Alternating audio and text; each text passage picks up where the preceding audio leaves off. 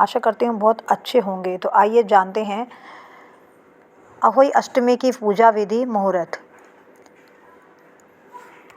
अच्छे स्वास्थ्य और समृद्धि के लिए खास तौर से इस व्रत को कार्तिक मास में कृष्ण पक्ष की अष्टमी तिथि के दिन रखा जाता है। पौराणिक मान्यताओं के अनुसार अहोई अष्टमी के व्रत से न केवल संतानें दीर्घायु होती हैं, बल्कि संतान प्राप्ति की कामना रखने वाले परिवारों की संतान सुख प्राप्ति होता है।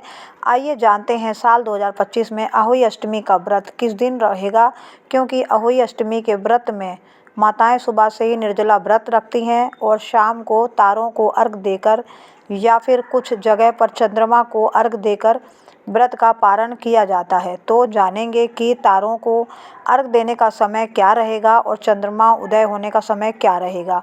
साथ ही आप जानेंगे कि इस दिन कौन कौन से शुभ और अशुभ मुहूर्त बन रहे हैं। साल 2025 में कार्तिक मास के कृष्ण पक्ष की अष्टमी तिथि 13 अक्टूबर दिन सोमवार को दोपहर 12:25 से शुरू हो रही है, जिसका समापन अगले दिन 14 अक्टूबर दिन मंगलवार को सुबह 19:09 पर होगा। ऐसे में शुभ मुहूर्त के अनुसार और हिंदी पंचांग के अनुसार इस बार 13 अक्टूबर दिन सोमवार को अहोई अष्टमी का व्रत रखा जाएगा।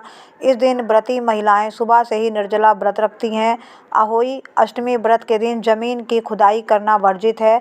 साथ ही फल और सब्जियों को काटने से भी बचना चाहिए।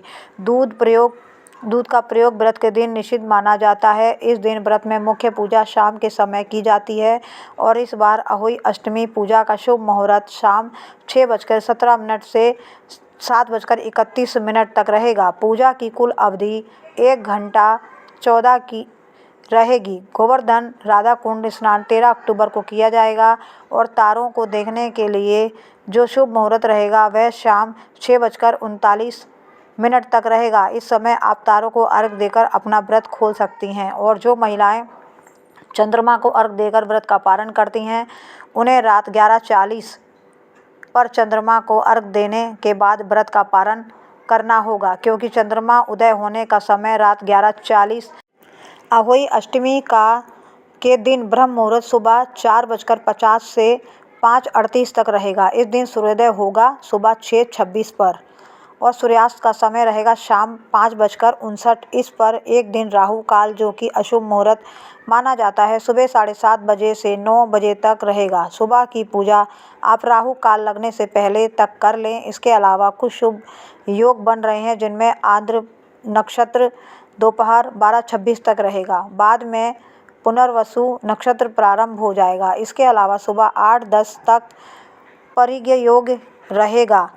बाद में शिव योग रहेगा, जो कि अगले दिन सुबह 5:55 तक रहेगा। अहोई